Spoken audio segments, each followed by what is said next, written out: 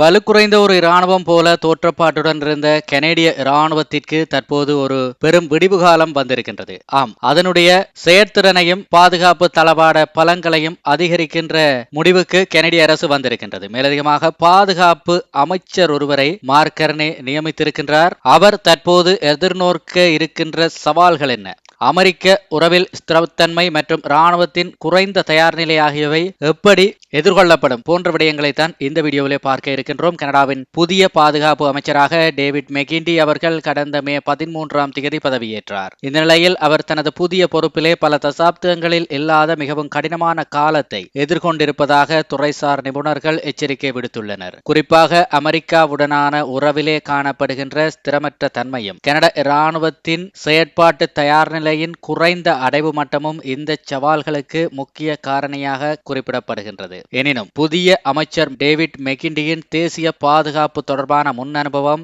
இந்த பதவியில் அவர் தனது பணிகளை திறம்பட மேற்கொள்வதற்கு ஒரு சாதகமான கிக் ஸ்டார்ட்டை கொடுக்கும் என்று நிபுணர்கள் கருதுகிறார்கள். கனடாவின் இராணுவ தயார் நிலை தற்போது மிகவும் குறைந்த மட்டத்தில் இருப்பதாக கூறப்படுகின்றது. இது கனடா நாட்டினுடைய பாதுகாப்பு திறனையும் சர்வதேச கடமைகளை நிறைவேற்றும் ஆற்றலையும் கேள்விக்குறிக்கு உள்ளாக்கியுள்ளது. மேலும் அதன் மிக நெருங்கிய கூட்டாளியான அமெரிக்காவுடனான உறவுகளிலும் சில தள்ளாட்டங்கள் காணப்படுவதாக நாங்கள் அவதானிக்க கூடியதாக இருக்கின்றது. இந்த சூழ்நிலைகள் யாவும் பாதுகாப்புத்துறை அமைச்சரின் பொறுப்பை முன்னெப்போதையும் விட சிக்கலானதாக மாற்றியுள்ளது. பல பத்தாண்டுகளில் இல்லாத அளவுக்கு ஒரு நெருக்கடியான காலகட்டத்திலே இந்த புதிய நியமனம் நிகழ்ந்துள்ளதாக துறைசார் வல்லுநர்கள் தங்கள் கருத்தை முன்வைத்துள்ளனர். இந்த சவால்களை சமாளித்து நாட்டின் பாதுகாப்பை உறுதி செய்வதில் புதிய பாதுகாப்பு அமைச்சர் டேவிட் மெக்கிண்டியின் அனுபவமும் அணுகுமுறையும் முக்கிய பங்காற்றும் என எதிர்பார்க்கப்படுகின்றது. அவருடைய பழைய வரலாறு பார்த்தோமாக இருந்தால் தேசிய பாதுகாப்பு பின்புலத்துடன் தான் இருக்கின்றது. இந்த பிரச்சனைகளை ஆழமாக புரிந்து கொண்டு